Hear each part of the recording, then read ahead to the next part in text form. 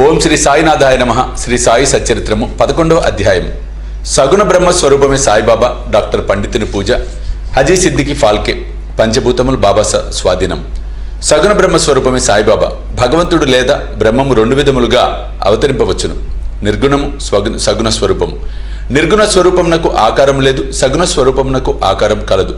రెండును పరబ్రహ్మ యొక్క స్వరూపములే. మొదటి దానిని కొందరు ధ్యానింతురు, రెండవ దానిని పూజింతురు. భగవద్గీత 12వ అధ్యాయంలో సగుణ స్వరూపం పూజించుటే సులభమే కలదు, కావున దానిని అనుసరించవచ్చని చెప్పిరి. మనుషుడు ఆకారం కలిగి ఉన్నాడు, కావున సహజంగా భగవంతుడు కూడా ఆకారంతో సగుణ స్వరూపునిగా భావించి పూజించుట సులభము. కొంతకాలం వరకు సగుణ స్వరూపమగు బ్రహ్మమును పూజించిన గాని మన భక్తి ప్రేమలు వృద్ధి చెందవు. క్రమముగా ఆ భక్తి నిర్గుణ స్వరూపమగు పరబ్రహ్మోపాసనకు దారితీయును. విగ్రహము, యజ్ఞవేదిక, అగ్ని, వెలుతురు, సూర్యుడు, నీరు, బ్రహ్మము ఈ 7ను పూజనీయములు. కాని సద్గురువు వీటన్నిటికంటే ఉత్కృష్టుడు. అట్టి సద్గురుడైన సాయినాథుని మనమును ధ్యానించదము కాక వారు రూపుదాల్చిన వైరాగ్యము నిజ భక్తులకు విశ్రాంతి ధామం. వారి వాక్కులందు మనకు గల భక్తియే ఆసనముగా, మన కోరికలని విసర్జించుటయే పూజా సంకల్పంగా చేసి వారిని ఉపాసింతుము గాక. కొందరు సాయిబాబా యొక్క భగవద్భక్తుడనరు, కొందరు భాగవతుడనరు. కానీ మాకు మాత్రం బాబా సాక్షాత్తు భగవంతుని అవతారమే. వారు క్షమాశీలురు, క్రోధరహితులు, రుజువర్తనులు, శాంతమూర్తులు, నిశ్చలులు, నిత్య సంతుష్టులు. సాయిబాబా ఆకారంతో కనిపించినప్పటికీ వాస్తవమునకు వారు నిరాకార స్వరూపులు, నిర్విరాకారులు, నిస్సంగులు, నిత్యముక్తులు. గంగానది సాగర సంగమం చేయబోటుకు ముందు దారిలో తాపార్తులకు చల్లదనాన్ని, చెట్లు చేమలకు జీవాన్నిస్తూ ఎందరో దాహార్తుల దాహాన్ని తీర్చుతూ సాగిపోతున్నట్లే సాయిబాబా వంటి మహాత్ములు తమ జీవన గమనంలో జనులకు సుఖశాంతులను ప్రసాదించుచు జగత్తును పావనం చేస్తున్నారు. భగవద్గీత యందు శ్రీకృష్ణుడు మహాత్ములు తన ఆత్మనియు తన సజీవ ప్రతిమను తానే వారిని వారే తానని నుడివి ఉన్నాడు. వర్ణింపనలవి కాని ఆ సచ్చిదానంద స్వరూపమే షిరిడిలో సాయిబాబా రూపమును అవతరించెను. శృతులు బ్రహ్మమును ఆనంద స్వరూపంగా వర్ణించుచున్నవి. ఈ సంగతి పుస్తకములందు చదువుచున్నాం. కాని భక్తులు ఆ ఆనంద స్వరూపమును షిరిడిలో అనుభవించిరి. సర్వమునకు ఆధారభూతముకు బాబా ఉపాధిరహితుడు. వారు తమ ఆసనము కొరకు ఒక గోనె సంచి ఉపయోగించేది. వారు భక్తులు దానిపై చిన్న పరుపు వేసి ఆడుకొనుటకు చిన్న బాలేసును సమకూర్చిరి. బాబా తన భక్తుల కోరికలను మన్నించి వారి వారి భావనను అనుసరించి తనను పూజించుటకు ఎట్టి అభ్యంతరము చూపుకుండెను. కొందరు చామరములతోనూ, కొందరు విసనకర్రలతోనూ విసురుచుండిరి. కొందరు సంగీత వాయిద్యములను మ్రోగించుచుండిరి. కొందరు వారికి అర్ఘ్యపాద్యములను సమర్పించుచుండిరి. కొందరు వారికి చందనము, అత్తరు పూయుచుండిరి. కొందరు తాంబూలం సమర్పించుచుండిరి. కొందరు నైవేద్యం సమర్పించుచుండిరి. షిరిడిలో నివసించినట్లు కాన్పించినప్పటికీ వారు సర్వాంతర్యామి, ఎక్కడ చూచినను వారే ఉండుదురు. భక్తులు బాబా యొక్క సర్వాంతర్యామిత్వమును ప్రతిరోజు అనుభవించుచుండేది. వారు సర్వాంతర్యామి ఆ సద్గురుమూర్తికి మా వినయపూర్వక సాష్టాంగ నమస్కారాలు. డాక్టర్ పండితుని పూజ. తాత్యాసాహెబ్ నూల్కర్ మిత్రుడైన డాక్టర్ పండిత్ ఒకసారి బాబా దర్శనముకై షిరిడి వచ్చాను. బాబాకు నమస్కరించిన పిమ్మట మసీదులో కొంతసేపు కూర్చుండాను. అతనికి దాదాభట్ కేల్కర్ వద్దకు పొమ్మని బాబా చెప్పాను. డాక్టర్ పండిత్ అటులనే దాదాభట్ వద్దకు పోయాను. దాదాభట్ అతన్ని సగౌరవంగా ఆహ్వానించాను. బాబాను పూజించుటకై పూజా సామగ్రి పళ్ళెముతో దాదాభట్ మసీదుకు వచ్చాను. డాక్టర్ పండిత్ కూడా అనుసరించాను. దాదాభట్ బాబాను పూజించాను. అంతకు మున్పెవరు బాబా నుదుటిపై చందనం పోయేటకు సాహసించలేదు. ఒక్క మహల్సవతి మాత్రమే బాబా కంఠమునకు చందనం పోయిచుండెను. కానీ ఈ అమాయక భక్తులకు డాక్టర్ పండిత్ దాదాభట్ యొక్క పూజా పల్లెరము నుండి చందనమును తీసుకొని బాబా నుదుటిపై త్రిపుండ్రాకారము రాశాను. అందరికీ ఆశ్చర్యం కలిగినట్లు బాబా ఒక్క మాటైనా అనక ఊరకుండెను. ఆనాడు సాయంకాలం దాదాభట్ బాబాను ఇట్లా అడిగాను, బాబా, మేమెవరమైనా మీ నుదుటిపై చందనం పూయదమని నిరాకరింతువే, డాక్టర్ పండిత్ రాయిగా ఎందుకు ఊరుకుంటువి? అందులోకి బాబా ప్రసన్నంగా ఇట్లు సమాధానమిచ్చాను, నేనొక ముసల్మానునని, తానొక సద్బ్రాహ్మణుడని, ఒక్క మహమ్మదీయుణ్ణి పూజించడం ద్వారా తాను మైల పడిపోవదనన్న దురభిమానము లేకుండా అతడు నాలో తన గురువును భావించుకుని అట్లే చేశాను. అతని నిష్కల్మష భక్తి నన్ను కట్టపడి వేసినది. అతనికి నేనెట్లా అడ్డు చెప్పగలను? దాదాభట్ ఆ తర్వాత డాక్టర్ పండితుని ప్రశ్నించగా అతడు బాబాను తన గురువుగా భావించి తన గురువుకు అనురించినట్లుగా బాబా నుదుటిపై త్రిపుండ్రమును వ్రాసి తినను. భక్తులు వారి వారి భావానుసారము తమను ఆరాధించుటకు బాబా సమ్మతించినను ఒక్కోసారి వారు మిక్కిలి వింతగా ప్రవర్తించేవారు. ఒక్కొక్కప్పుడు పూజా ద్రవ్యముల పళ్ళెమును విసిరివేయచు ఉగ్రావతారముగా ఉండేవారు. అట్టి సమయాలలో బాబాను సమీపించటకు కూడా ఎవరికి ధైర్యం చాలేది కాదు. ఒక్కొక్కప్పుడు భక్తులను తిట్టేవాడు. ఒక్కొక్కప్పుడు మైనం కంటే మెత్తగా ఉండేవారు. అప్పుడు వారు శాంతి క్షమలకు ప్రతిరూపం వలె కాన్పించుచుండిరి. బయటికి కోపంతో ఊగిపోవచ్చు కళ్ళెర్ర చేసినప్పటికీ వారి హృదయము మాతృ హృదయములే, అనురాగమయము.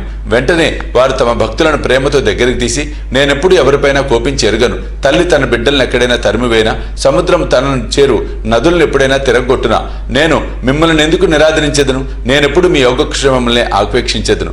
నేను మీ సేవకుడను, నేనెప్పుడు మీ వెంట ఉండి పిలిచిన పలుకుతాను, నేనెప్పుడు కోరేది మీ ప్రేమను మాత్రమే అనిడివారు.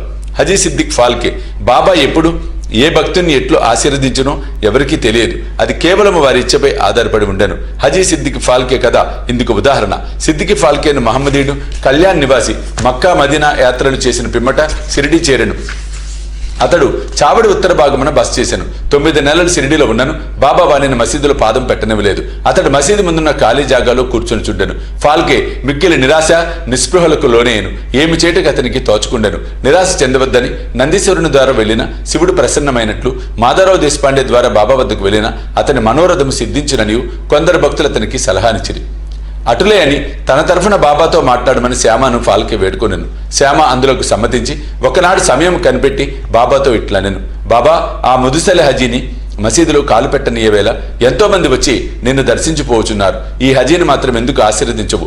దానికి బాబా ఇట్లు జవాబిచ్చాను, శ్యామ, ఇటువంటి విషయాలలో నీవింకా పసివాడవు. నీకు ఇవన్నీ అర్థం కావు. అల్లా ఒప్పుకొననిచో నేనేమి చేయగలను? ఆ అల్లా మియా కటాక్షము లేనిచో ఈ మసీదులో పాదము పెట్టగలవారెవ్వరు. సరే, నీవు వాని వద్దకు పోయి వానిని బారవి బావి వద్ద ఉన్న ఇరుకుబాటుకు రాగలడేమో అడుగుము. శ్యామ పోయి హజీని ఆ విషయం అడిగి తిరిగి బాబా వద్దకు వచ్చి హజీ అందులోకి సమ్మతించారని చెప్పాను. 40,000 రూపాయలు 4 వాయిదాలలో ఇవ్వగలడేమో కనుక్కో అని తిరిగి బాబా పంపాను.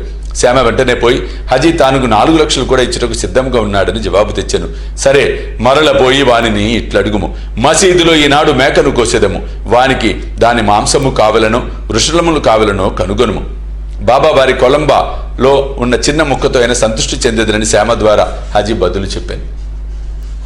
ఇది వినగానే బాబా మిక్కిలి కోపంతో మసీదులోని కొలంబా నీటి కొండలను బయటకు విసిరివేచి తిన్నగా చావిడిలో ఉన్న హజీ వద్దకు పోయి తన కఫ్ని పైకెత్తి పట్టుకొని తీవ్ర స్వరంతో, నన్ను గురించి ఏమనుకొనుచున్నావు? నీవేదో గొప్పవాడివని, పెద్ద హజీవని గొప్పలు పోవచ్చు ఏమిటేమిటో వదులుచున్నావే. నా దగ్గర నీ ఆటలు. ఖురాన్ చదివి నీవు తెలుసుకున్నది ఇదేనా? మక్కా మదీనా యాత్రలు చేసి గర్వంతో నేనెవరూ తెలుసుకోలేకపోతున్నావు అనుచు ఏమేమో ఇంకనూ అతన్ని తిట్టి మసీదుకు మరలను.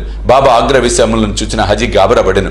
ఆ పిమ్మట కొన్ని గంపల మామిడి పండ్లను కొని వాటిని హజీకి పంపాను. తిరిగి హజీ వద్దకు వచ్చి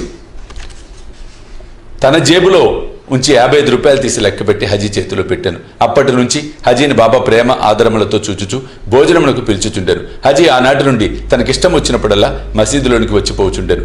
బాబా ఒక్కొక్కప్పుడు వానికి డబ్బునిచ్చుచుండాను. బాబా దర్బారులో అతను కూడా ఒకడయ్యను. పంచభూతములు బాబా స్వాధీనము. బాబాకు పంచభూతములు స్వాధీనములని తెలుపు 2 సంఘటనలను వర్ణించిన పిమ్మట ఈ అధ్యాయము ముగించెదము. ఒకనాడు సాయంకాలం షిరిడీలో గొప్ప తుఫాను సంభవించెను. నల్లని మేఘములు ఆకాశమును కప్పెను. గాలి తీవ్రముగా వీచెను. ఉరుములు మెరుపులతో కుంభవృష్టి కురిసెను. కొంతసేపటిలో నేల ఎంతయు జలమయమయ్యను. పశుపక్షాది జీవకోటితో సహా జనులందరూ మిక్కిలి భయపడిరి. షిరిడీ గ్రామంలో కొలువై ఉన్న శని, శివపార్వతులు, మారుతి, ఖండోబా మొదలైన దేవతలెవరూ వారిని ఆదుకొనలేదు. కావున వారందరూ మసీదుకు వచ్చి బాబాను శరణుజొచ్చిరి. తుఫాను ఆపమని బాబాను వేడుకొండ్రి. ఆపదలో ఉన్న జనులను చూచి బాబా మనసు కరిగెను. వారు బయటకు వచ్చి మసీదు అంచున నిలబడి బిగ్గరగా, ఆగు, నీ తీవ్రతను తగ్గించుము, నెమ్మదించు అని గర్జించిరి. కొన్ని నిమిషాలలో వర్షము తగ్గెను. గాలి వీచుట మానెను. తుఫాను ఆగిపోయెను. చంద్రుడు ఆకాశమును కనిపించెను. ప్రజలందరూ సంతృష్టి చెంది వారి వారి గృహములకు పోయిరి. ఇంకొకప్పుడు మిట్ట మధ్యాహ్నం దునిలోని మంటలు అపరిమితముగా లేచెను. మంటలు మసీదు కప్పుకున్న దూలములకు తాకునట్లుగా ఎగిరిచుండెను.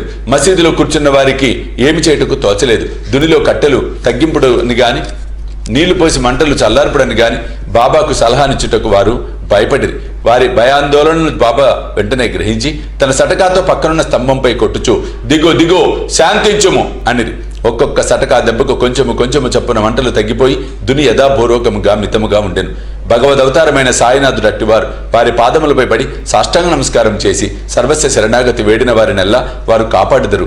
ఎవరైతే భక్తి ప్రేమలతో ఈ అధ్యాయంలోని కథలను నిత్యము పారాయణం చేసేదరో వారి కష్టములన్నింటి నుండి విముక్తి కలుగుదురు. అంతేగాక సాయి అందే అభిరుచి భక్తి కలిగి త్వరలో భగవత్ సాక్షాత్కారము పొందెదరు. వారి కోరికలన్నీ నెరవేరి తుదకు కోరికలు లేని వారే ముక్తిని పొందెదరు. 11వ అధ్యాయం సంపూర్ణము. సద్గురు శ్రీ సాయినాథ అర్పణమస్తు. శుభం భవతు.